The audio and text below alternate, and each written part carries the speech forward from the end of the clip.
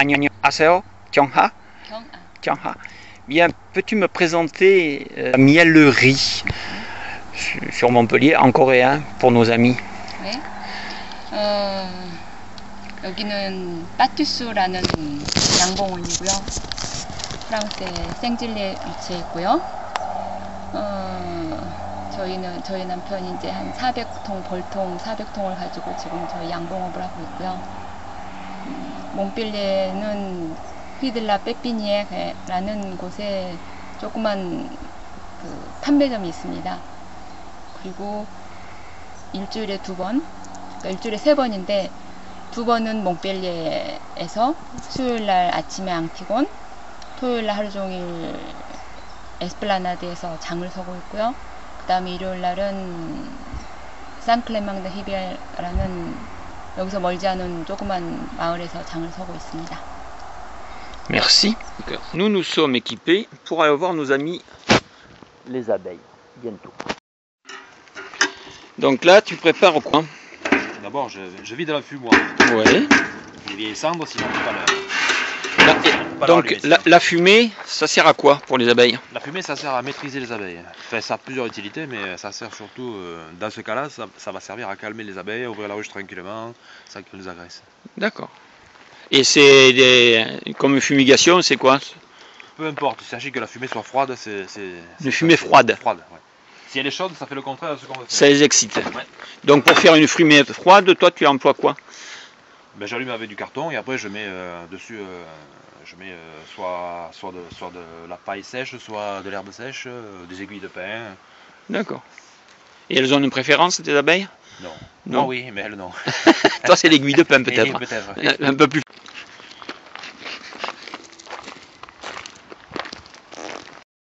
Au total? Ouais. On en a 400. 400 Ouais. Répartis sur combien de spots, d'air ou de lieux?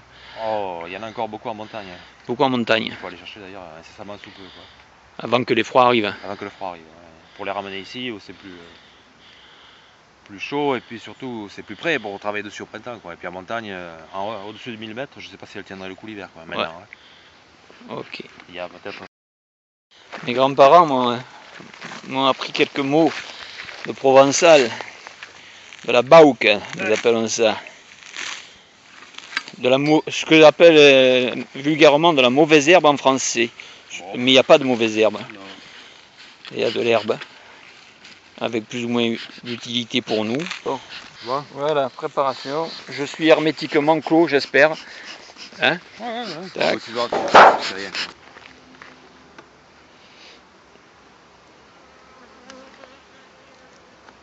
Effectivement, je ne les ai pas visités, j'espère. Bon, ça c'est petit, hein, c'est un petit essaim de cette année. Oui. Mais bon, elles sont douces. Elles sont très douces. Donc ça c'est une race autochtone. Hélas, non, celle-là, on verra après une abeille. Autochtone. Ouais. Ça, ces abeilles avec les anneaux jaunes, c'est une hybridation avec de l'italienne. D'accord. Ouais. Ça, les hybridations aujourd'hui. Hein. Ça y va. Ouais. Bon train. Là, tu vois, il y a quelques provisions. Ça, ce sont les cadres normalement où elles mettent leurs provisions. Là, il y en a un petit peu, on le voit. Tu vois, on voit le miel qui brille au fond. Provision pour l'hiver, il l'hiver. présume. Hein. Ouais. C'est ça. Tu arrives à voir? Il met un gros plan. Donc les provisions, c'est celles qui ont un opercule, c'est ça? Ben, Qui sont fermées. Ça, si tu veux, c'est du nectar qu'elles doivent rentrer en ce moment, qui est peut-être déjà du miel. D'accord. Et dessous, le miel est mûr, par contre, hein, ici, là. Ouais. Voilà, d'accord. Voilà. Quand c'est fermé, c'est que elles ont fini de faire le plein. Ouais. C'est moyennement dynamique, ça veut dire. Par contre, là, elles sont bien au travail. Là. Ce cadre est abîmé. C'est-à-dire, il est abîmé, c'est le bas. Ouais. Une feuille de cire qui a sauté. Qui a sauté, qui a fondu ou quoi? Bon, qui s'est détaché, je pense. Ça arrive. Ça, c'est la langue. Là. Ouais. La langue de plastique qui est imprégnée d'un produit. D'un produit qui lutte contre qui tue les varrois. Ouais. Les varrois, c'est quoi? Le varroa, c'est la carrière des abeilles. D'accord. Ça, c'est une plaie. c'est bien plus dangereux que le frelon d'Asie, je pense. d'Asie. Ah oui. Ça c'est vraiment un fléau. Pourtant elles sont traitées, mais le temps que comme c'est un traitement qui est long, parce que là tu vois, par contre ce qu'on voit dessous ici là, ça c'est sont les jeunes larves ici dessous. Ce sont les jeunes larves qui sont devenues des nymphes et qui vont naître incessamment sous peu. Ici là. Dessous. Là par contre c'est le miel. Et ici et là c'est la ponte de la reine, c'est le couvain fermé. D'accord. Et la reine, elle se balade d'un truc à l'autre? Ah oui, elle est sur les cadres. Si on la trouve, je te la montrerai. Ouais. Tu me disais, ce traitement contre les varrois, c'est ça? Oui, varrois. Varrois, c'est un traitement bio ou non, un peu chimique quand même, oui. Mais qui est sans danger ni pour les abeilles ni pour l'être humain. Oui.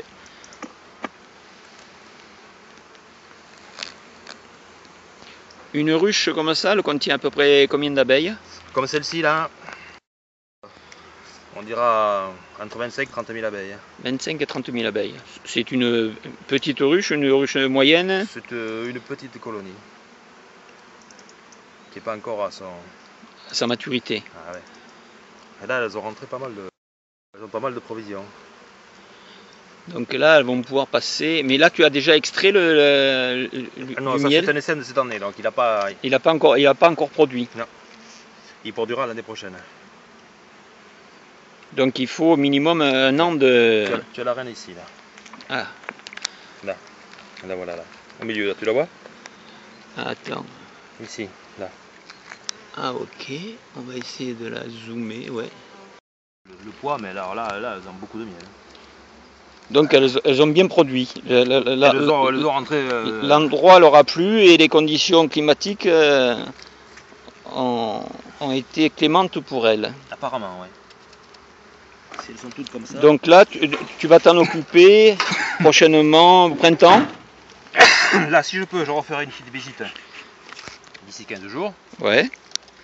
Sinon, après, ma foi, elle va rester comme ça jusqu'à l'hiver, jusqu'à la sortie de l'hiver.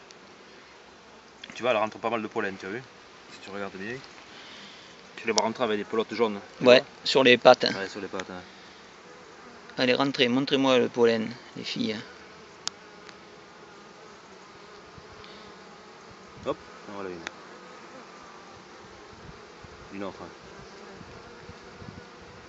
Encore une. Ouais. Ça c'est le pollen de l'inule ou de l'odontite. L'inule ou l'odontite, qui sont des fleurs du L'inule visqueuse, ouais, c'est bien pour nous. Vraiment le problème c'est que ça pousse beaucoup dans les bas-côtés. Ouais. Et quand il débroussaille, malheureusement, il enlève. Il la coupe. Sinon il y a aussi l'odontite qui survient à ce moment-là, tu peux voir un peu ce que c'est. Oui. Normalement on devrait avoir une reine noire, c'est ça? Oui, là c'est une reine qui est noire. Enfin, normalement tu dois la connaître, donc c'est sûr quoi. Oui, ça aussi c'est la décenne de cet an. Donc là, 2011. Ouais. Donc les cadres, tout ça, c'est toi qui les fabriques ou tu les achètes tout fait? Non, le bois on l'achète tout fait, et par contre après on monte la feuille dessus. Hein. D'accord. On ne peut pas tout faire. Ce cadre qu'on enlève là, c'est tout simplement ce qu'on appelle le cadre de rive. Donc le cadre de rive parce qu'il est sur le bord quoi. C'est ça. En général, il doit être plein de miel. Bon là c'est pas le cas, mais bon ça va venir sûrement.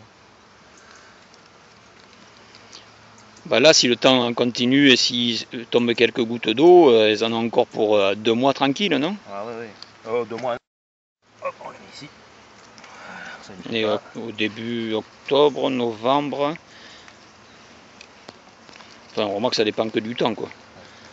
Je présume. Tu vois, ça c'est un cadre tout neuf que j'ai mis il n'y a pas très longtemps. C'est ça qu'on monte sur la mature du cadre. Et ensuite, elles vont le bâtir. Donc elles vont étirer les cellules, elles vont les agrandir. Et suivant le besoin, elles vont y mettre sur du miel, soit la reine va venir pondre. Si je m'abuse, là sur le bord, elles n'ont pas encore travaillé. Voilà, sur le bord, elles ne les ont pas encore construit. Elles sont en train de le bâtir. Là. Une œuf qui est bâtie par contre.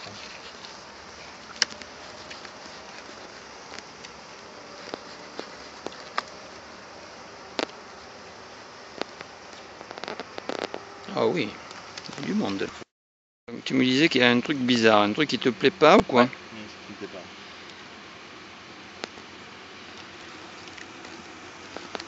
Puis-je savoir ce que c'est qui te plaît pas? C'est ça là. Cette cellule qui est un peu plus large, un peu plus grande que les autres, ici là. Là, tu as, et il me semble en voir aussi de l'autre côté, non? Tu as plusieurs cellules qui seraient des cellules de reines. De futures reines, oui. De futures reines.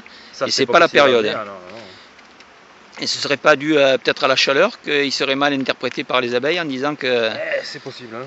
C'est possible. On a un automne qui est vraiment un peu... qui est un peu chaud quand même, hein, pour un automne. Hein. Ouais. Donc peut-être que ça les perturbe. Et là, donc tu as la larve de l'abeille à l'intérieur d'une reine. Ça, c'est l'arbre d'une future reine. Hein. Ça, à cette époque-ci de l'année... C'est pas normal. Ben, d'après moi, non.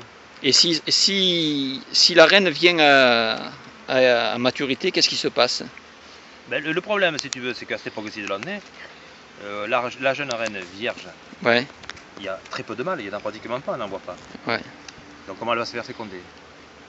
Donc ça, c'est l'échec assuré, quoi. Mais l'échec parce qu'elle va bouffer sans pondre et... Non, c'est l'échec assuré parce que là, qui va féconder la nouvelle reine? Parce que la nouvelle reine qui va... la reine qui va sortir de cette cellule, par exemple, la première chose qu'elle va faire, c'est soit partir avec une partie des abeilles. Ouais. Elle va s'aimer, donc l'essaimage naturel. Donc appauvrissement en nombre d'abeilles de la ruche, mais vu qu'elle ne va pas pouvoir se faire... En plus, elle ne sera pas fécondée parce qu'il n'y a pas de mâle. Ou alors ça va être... Donc c'est à terme, c'est la mort de l'essaim, c'est ça? Oui, la colonie va devenir orpheline, donc il n'y aura plus de reines. Donc plus de pontes et plus d'abeilles à bout de certains temps. Donc ça, normalement, si je ne détruis pas ces cellules, ça c'est une colonie qui va plonger, quoi. Oui. Donc alors l'abeille, quand elle naît, elle a un capital vie. C'est son corps gras. Elle a un corps gras qui s'épuise au fur et à mesure qu'elle se dépense. Donc c'est pour ça que l'été, elles vivent un mois et demi, 3 semaines, un mois et demi, parce que comme elles se dépensent beaucoup plus, ce corps gras diminuant, elles perdent leur capacité de vie. Donc tu es en train de me dire que la durée de vie en été d'une abeille, c'est un mois et demi? Un mois et demi, 3 semaines, un mois et demi. Ça dépend. Plus elle se dépense, moins elle vit. D'accord. Plus elle travaille, globalement c'est une loi à peu près naturelle. Par contre l'hiver, si tu veux, elles vivent beaucoup plus longtemps. Elles arrivent presque à passer l'hiver entier, les mêmes abeilles. Hein. Donc c'est pour ça que le dynamisme au printemps, il est lié au fait qu'il y a beaucoup d'abeilles. Elles vivent moins longtemps, mais il y a beaucoup d'abeilles. Et par contre, à l'hiver, il y a nettement moins d'abeilles, par souci d'économie aussi des provisions, hein, pour passer l'hiver plus tranquillement, mais elles vivent plus longtemps. D'accord. Donc ce qui fait que la reine n'a pas besoin de renouveler de pondre et de renouveler le... Donc elle s'épuise moins, la reine aussi? Non seulement la reine s'épuise moins, mais surtout les abeilles, puisqu'elles n'ont pas grand chose à faire. D'accord. Et là on voit la gelée, tu vois, au fond de la cellule royale. Ouais, tu as la gelée royale, c'est ça? Beau de gelée royale, tu vois. Alors, ça ne bouge pas. Voilà, là il n'y en a pas beaucoup, mais... Et donc la gelée royale, tu ne la trouves que dans les cellules de la gelée royale, tu en trouves aussi dans les cellules d'ouvrières, comme celle que je t'ai montrée tout à l'heure, mais il y en a juste une trace au fond, c'est tout. Une quantité infime. Par contre, dans la cellule royale, où c'est la même larve que dans les cellules des ouvrières, hein, il y a un bon centimètre, 1,5 cm de gelée royale. Et c'est la consommation de gelée royale qui va faire que la larve qui sortira donc, de cette cellule est une reine. Donc ça va lui, sa durée de vie sera bien plus longue, elle vit 5 ans à peu près, mais elles sont productives que dans les 3 premières années de leur vie. Donc elle va vivre 5 ans, et en plus, elle a la possibilité de féconder les œufs. Les abeilles, elles, ne peuvent pondre que des œufs non fécondés, qui vont donner des mâles. Donc ça c'est une colonie qui s'effondre. Que des mâles? Pondeuses, oui, que des mâles. Ah, d'accord. Elle, par contre, a la possibilité de féconder les œufs qu'elle va pondre. Mais parce que les mâles ne travaillent pas. Les mâles, l'utilité du mâle, c'est de féconder les reines. Point barre. Après, et de bouffer. Il y en a qui disent oui. Il y en a qui disent mais si, bon, bah, moi je... Tu vois au fond, il y a des petits bateaux des blancs, ça c'est des œufs.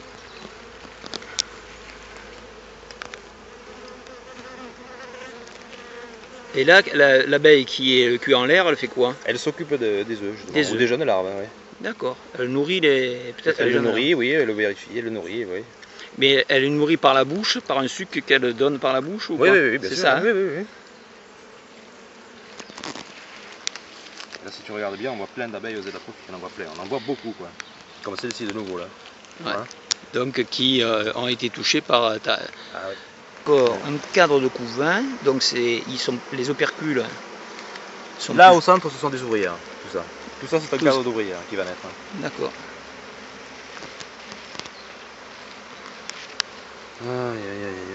Ça fait des cellules. Ouais, des cellules, ouais. Pas des cadres, excusez-moi. Ouais. Il y en a une sur le côté là. Ça c'est juste une ébauche, il n'y a rien. Ah, il n'y a rien dedans.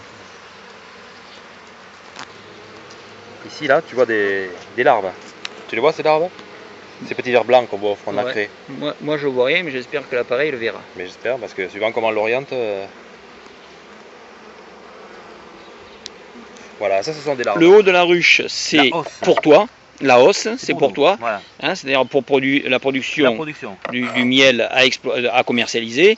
Ouais, le bas de la ruche, c'est pour elle, c'est d'ailleurs leur réserve pour l'hiver. Et là tu vois, je pense que celles-ci elles ont bricolé un peu. Mais juste un peu, tu vois, parce que c'est la fin de la saison, donc toi tu as un peu de miel là. Ouais. Mais tu verras les hausses, bah tu vois, là il y en a un peu plus. Mais tu verras les hausses dans la miellerie. D'accord. Ça c'est la bruyère. Ça c'est de la calune, bruyère à calune. Donc, c'est particulier ça. Ça c'est la couleur qui te dit ça? Non, c'est la texture. La texture. Enfin, le moment et la texture. Parce que ce miel on ne peut pas l'extraire conventionnellement. On est obligé d'utiliser une picoteuse pour le faire sortir des alvéoles parce qu'il ne coule pas tout seul. D'accord, il est très compact. Quoi. On dit il est thixotrope. Thixotrope. Ouais. Avec ça. C'est-à-dire qu'il ne va pas. La force centrifuge ne va pas suffire à le faire sortir. Il va falloir utiliser une picoteuse qui rentre dans l'alvéole pour chasser le miel à l'extérieur et après on peut le. D'accord, donc traitement ruche à proximité.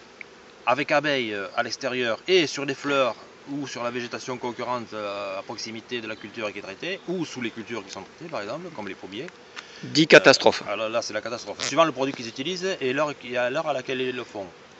Si c'est la nuit, si c'est au coucher du soleil, c'est moins nocif que si c'est au lever, je présume. Ben voilà, c'est ça. C'est-à-dire que si tu veux, la plupart des produits ont la mention abeille, mais mention abeille ça veut dire qu'il faut la passer hors présence des abeilles, tout de même, hors présence des abeilles, c'est-à-dire que tu ne passes pas ces produits-là à 3 h de l'après-midi. Et non plus, il y a des circonstances particulières qui font que la présence de vent, par exemple, qui peut faire dériver le produit, ça aussi, en général, normalement, ils doivent le respecter, ils doivent l'observer. Et faire le traitement plutôt en soirée pour que la nuit... Le traitement voire de nuit, ou encore très tôt le matin, des fois ça peut être risqué avec la rosée, des trucs comme ça, mais... D'accord. Qui le protège. D'accord. Et ça, avant on le faisait manuellement avec un petit peu de perculé.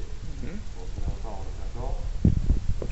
Je parle comme ça parce que j'ai ma bouche qui est pleine justement de ces opercules.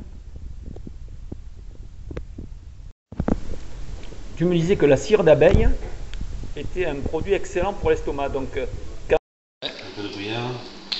Donc je récupère et plus fort, hein. Tu n'as pas goûté. Ah ouais. Donc là tu as des arômes de châtaignier. Il n'y a pas que ça. Ah, il y a de la bruyère, il y a du pissenlit, il y a tout un tas de plantes. Et la bruyère a même tendance à être elle la plus forte, non? Oui, parce qu'on l'a laissé un peu longtemps cette année, donc il y a un peu de calune. Oui. D'accord. C'est joli ça.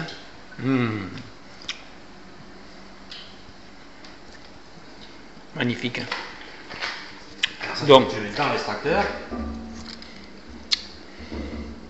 Donc dans la réalité, l'extracteur pour le faire tourner, tu le remplis complètement. Oui. Hein, pour que, sinon il est désaxé. Hein, et cette force centrifuge extrait le miel. Et pourquoi alors certains font l'extraction à chaud?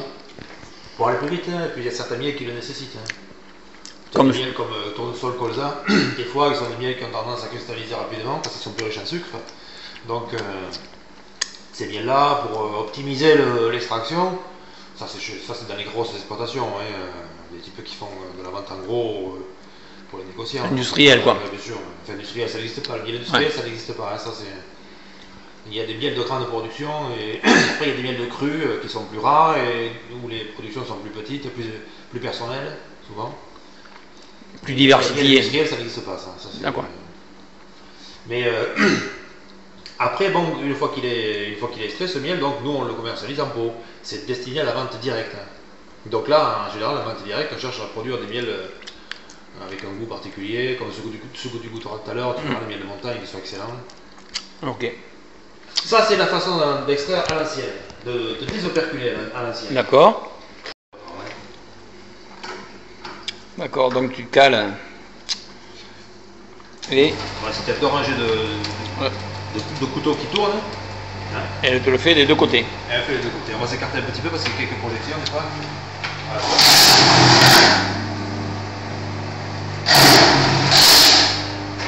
D'accord. C'est beau ça aussi. Oh là là là là là là. Magnifique. Et là, le miel ne souffre d'aucune altération. Hein. Je veux dire, c'est pas. Il n'y a pas de. Des fois, il faut le finir un peu au couteau. Voilà.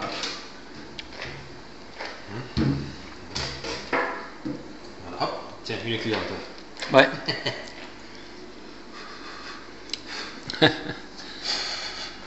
Elle est là. Elle veut récupérer son bien. Il y a une transparence magnifique.